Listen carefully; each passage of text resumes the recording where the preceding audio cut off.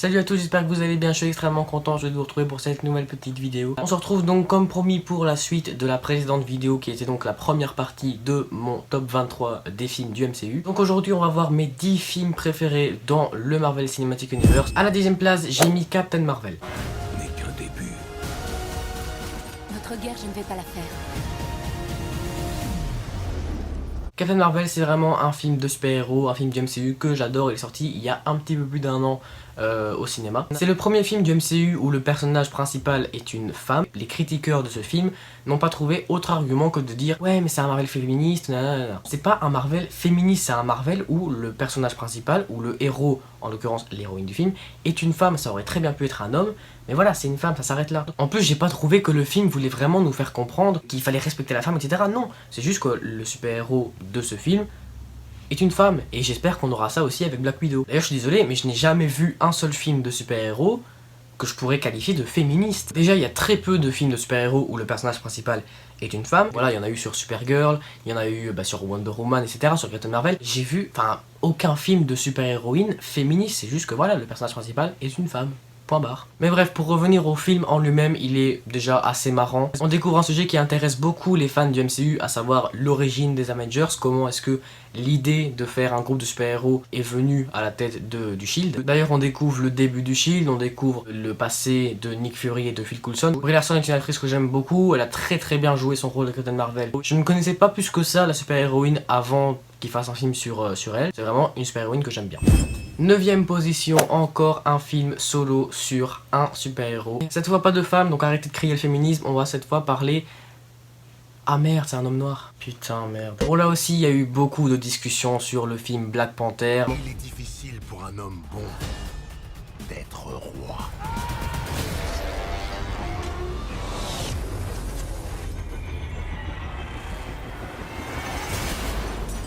Déjà le film, visuellement, il est incroyable. Visuellement, c'est même peut-être le meilleur film du MCU. Il y a beaucoup de personnages et il y a aussi beaucoup d'acteurs assez connus et assez talentueux. Je pense notamment à Michael B. Jordan, Andy Serkis et Martin Freeman. J'ai failli oublier Forest Whitaker. Certes, si vous n'êtes pas très fan de la culture africaine, vous allez peut-être avoir du mal à vous mettre dedans parce que c'est beaucoup de ça. Il y a des rituels, il y a du tam-tam, etc. Enfin bref, on n'est pas non plus dans le racisme. Mais voilà, on est quand même bien dans l'Afrique. Les costumes dans le film sont magnifiques, tout est magnifique. Au niveau de l'histoire du scénario, c'est digne d'un Marvel, voilà, c'est basique, c'est rien d'exceptionnel non plus. En 8ème position, un film que vous attendez tant, je parle évidemment du premier film Avengers.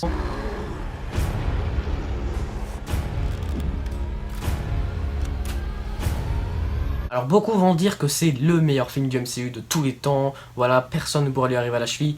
Non, on va pas déconner, mais c'est quand même un très bon film. Au niveau du méchant, donc de Loki, c'était un méchant qu'on avait déjà vu dans le film Thor. J'aurais préféré directement nous mettre un autre méchant, voilà, un méchant un peu plus badass, je vais dire, même si j'adore Loki, hein, évidemment. Et c'est d'ailleurs ce qu'ils vont faire avec les prochains films Avengers, et c'est pour ça qu'ils sont, pour moi, meilleurs. En 7ème position, et là je vais me faire déglinguer, je pense, j'ai mis le film Thor. Son destin est désormais entre ses mains.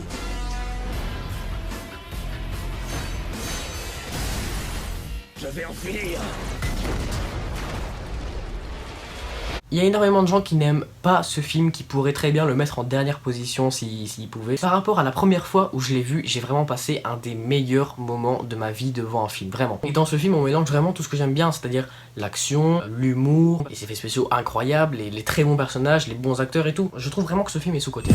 En 6ème position, un film très drôle aussi, je parle des Gardiens de la Galaxie. Ils se font appeler les Gardiens de la Galaxie. Quelle bande de dégénérés.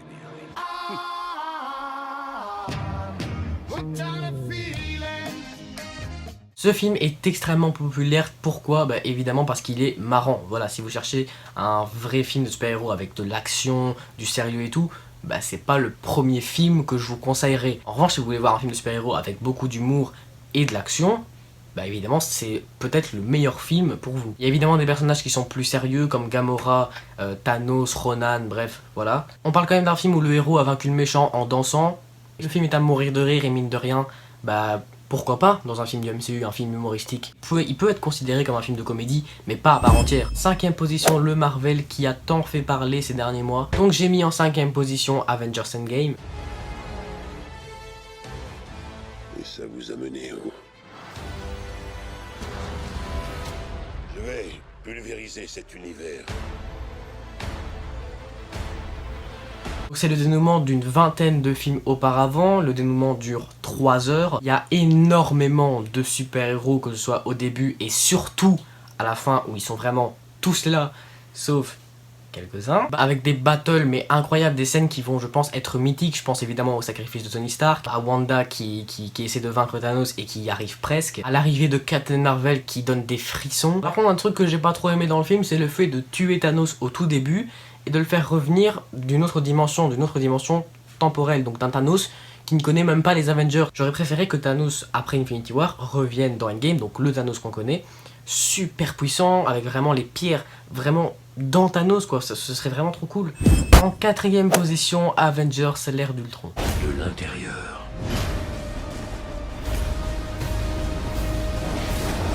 Tu crois vraiment que t'es le meilleur?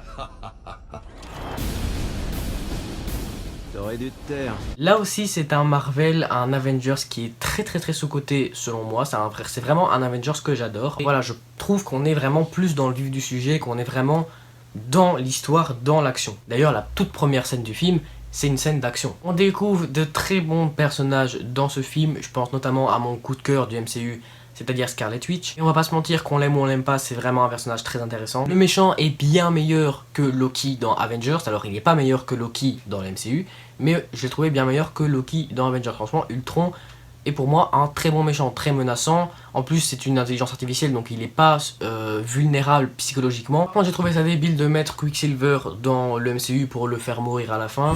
En 3ème position, Thor Ragnarok. Tu es ni une reine, ni un monstre. Je suis la déesse de la mort. Déjà on change de réalisateur, on n'est plus dans les réalisateurs à la Joss Whedon ou à la Jon Favreau ou quoi, non. Là on est sur du vrai réalisateur, je parle de Taika Waititi. Visuellement le film est vraiment original, vous prenez les deux affiches de film Thor 1 et Thor 2 et vous prenez l'affiche de Thor 3, déjà niveau couleur ça donne beaucoup plus envie de voir Thor 3, on va pas se mentir. En plus dans ce film il y a une sacrée évolution du personnage de Thor, qui a déjà perdu sa mère mais qui là va en plus perdre son père, perdre son marteau, qui va devoir tout au long du film se débrouiller sans son marteau et sans son pouvoir voilà, de dieu du tonnerre en fait. C'est là qu'on se rend compte qu'en fait Thor sans ses pouvoirs il est pas si fort que ça en fait. En plus on en parle de la méchante, enfin je suis désolé mais Hela c'est clairement une des plus grandes méchantes et méchantes tout confondu du MCU. Franchement en plus l'actrice Cate Blanchett est une superbe actrice. En 2ème position, Captain America Civil War.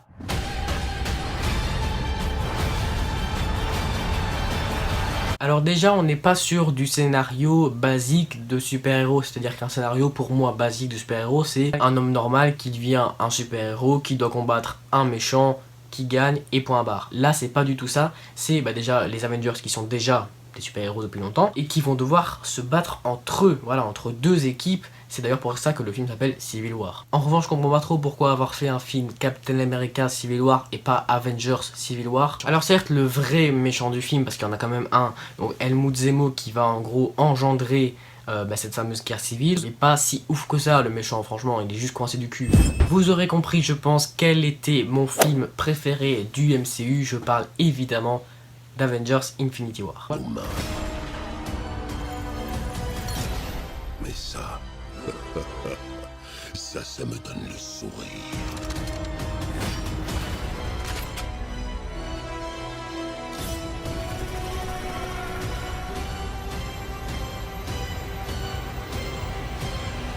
Rien que sur l'affiche, il y a 24 personnages, dont 23 super-héros, sur une putain d'affiche. Alors évidemment, ces 23 super-héros ne vont pas être dans un seul et même endroit. Niveau effets spéciaux, je pense qu'on ne saura jamais faire mieux dans l'histoire du cinéma. Niveau méchant des films Marvel, je pense qu'on ne saura jamais faire mieux non plus, à part...